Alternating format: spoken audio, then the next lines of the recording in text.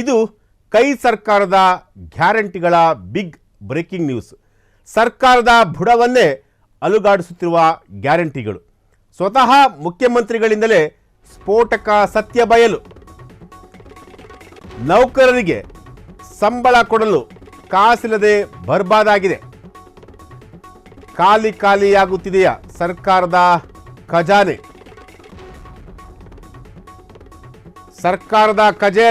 ಸರ್ಕಾರದ ಖಜಾನೆಯಲ್ಲಿ ಪ್ರತಿ ಪೈಸೆಗೆ ಸಂಕಷ್ಟ ಶುರುವಾಗಿರುವಂತಹದ್ದು. ರಾಜ್ಯದ ಜನತೆಗೆ ಕೊಟ್ಟ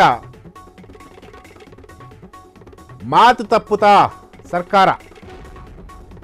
ಸುಳಿವು ಕೊಟ್ಟರ ರಾಜ್ಯದ ಮುಖ್ಯಮಂತ್ರಿ.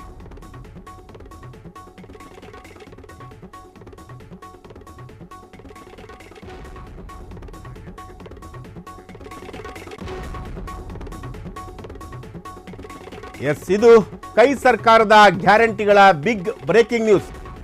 ಸರ್ಕಾರದ ಬುಡವನ್ನೇ ಅಲುಗಾಡಿಸುತ್ತಿದೆಯಾ ಗ್ಯಾರಂಟಿಗಳು. ಸ್ವತಃ ಮುಖ್ಯಮಂತ್ರಿಗಳೇ ಸ್ಫೋಟಕ ಸತ್ಯ ಬಯಲು. ನೌಕರರಿಗೆ ಸಂಬಳ ಕೊಡಲು ಕಾಸಿಲ್ಲದೆ ಬರ್ಬಾದಾಗಿದೆಯಾ ಸರ್ಕಾರ. ಖಾಲಿಯಾಗುತ್ತಿದೆಯಾ ಸರ್ಕಾರದ ಖಜಾನೆ. ಸರ್ಕಾರದ ಖಜಾನೆಯಲ್ಲಿ ಪ್ರತಿ ಪೈಸೆಗೆ ಸಂಕಷ್ಟ ಶುರುವಾಗಿರುವಂತಹದ್ದು. ರಾಜ್ಯದ ಜನತೆಗೆ ಕೊಟ್ಟ ಮಾತು ತಪ್ಪುತ್ತಾ ಸರ್ಕಾರ.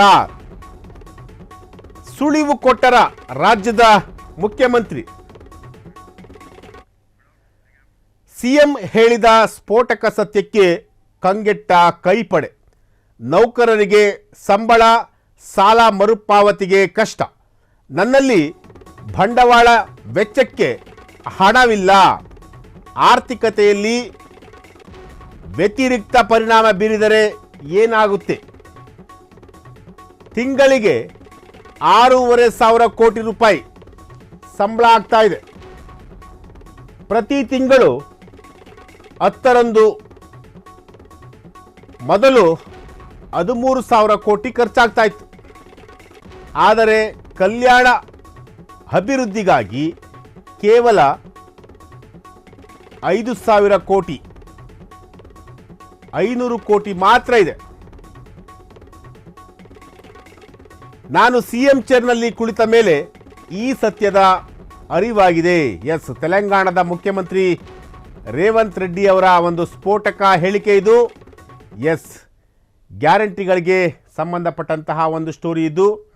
ಗ್ಯಾರಂಟಿಗಳಿಗೆ ಹಣ ಹೊಂದಿಸಲಿಕ್ಕೆ ಈಗ ಸರ್ಕಾರ ಮೀನಾಮೇಷ ಎಣಿಸ್ತಿರುವಂತಹದ್ದು. ಇದು ಕರ್ನಾಟಕದಲ್ಲಿ ಆಗ್ತಿರುವಂತಹ ಒಂದು ಡೆವಲಪ್ಮೆಂಟ್ ಅಲ್ಲ, ಇದು ಪಕ್ಕದ ಸ್ಟೇಟ್ ತೆಲಂಗಾಣದಲ್ಲಿ ಆಗಿರುವಂತಹ ಒಂದು ಡೆವಲಪ್ಮೆಂಟ್. ಸ್ವತಃ ರೇವಂತ್ ರೆಡ್ಡಿ ಅವರು, ಸಿ ಎಂ ಆಗಿರುವಂತಹ ರೇವಂತ್ ರೆಡ್ಡಿ ಅವರು ಕೂಡ ಈ ರೀತಿಯಾದಂತಹ ಒಂದು ಹೇಳಿಕೆಯನ್ನು ಕೊಟ್ಟಿದ್ದಾರೆ. ಅಂದರೆ ಸಿ ಎಂ ಅವರ ಹೇಳಿಕೆ ಇದೆಯಲ್ಲ, ಆ ಒಂದು ಸ್ಫೋಟಕ ಹೇಳಿಕೆಗೆ ಇಡೀ ರಾಜ್ಯವೇ ಕಂಗಾಲಾಗಿರುವಂತಹದ್ದು. ನೌಕರರಿಗೆ ಸಂಬಳ ಕೊಡೋಕ್ಕೂ ಕೂಡ ಆಗ್ತಿಲ್ವಂತೆ. ಆ ರೀತಿಯಾದಂಥ ಒಂದು ಸಮಸ್ಯೆನ ಈಗ ತೆಲಂಗಾಣದ ಸರ್ಕಾರ ಎದುರಿಸ್ತಾ ಇದೆಯಂತೆ. ಗ್ಯಾರಂಟಿಗಳ ಹೊರೆಯಿಂದ ರೇವಂತ್ ರೆಡ್ಡಿ ಅಸಹಾಯಕತೆ. ರೇವಂತ್ ರೆಡ್ಡಿ ಹೇಳಿಕೆಯಿಂದ ಕರ್ನಾಟಕದಲ್ಲೂ ಕೂಡ ತಲ್ಲಣ. ಕರ್ನಾಟಕ ಗ್ಯಾರಂಟಿಗಳ ಮೇಲೂ ರೇವಂತ್ ಕರಿನೆರಳು. ರಾಜ್ಯ ಸರ್ಕಾರದ ಗ್ಯಾರಂಟಿಗಳಿಗೂ ಕಾದಿದೆಯ ಸಂಕಷ್ಟ. ಸಿದ್ದು ಸರ್ಕಾರಕ್ಕೂ ಸಂಕಷ್ಟ ತಂದೊಡುತ್ತಾ ರೆಡ್ಡಿ ಹೇಳಿಕೆ. ರಾಜ್ಯ ಸರ್ಕಾರದಲ್ಲೂ ಸಂಕಷ್ಟಗಳು ಶುರುವಾಗಿವೆಯಾ? ಸಿದ್ದು ಸರ್ಕಾರದ ಗ್ಯಾರಂಟಿಗಳ ಮೇಲೂ ತೂಗುಗತ್ತಿ ಇದೆಯಾ? ಶೀಘ್ರವೇ ನಮ್ಮ ಸರ್ಕಾರವು ಪಂಚ ಗ್ಯಾರಂಟಿಗಳಿಗೆ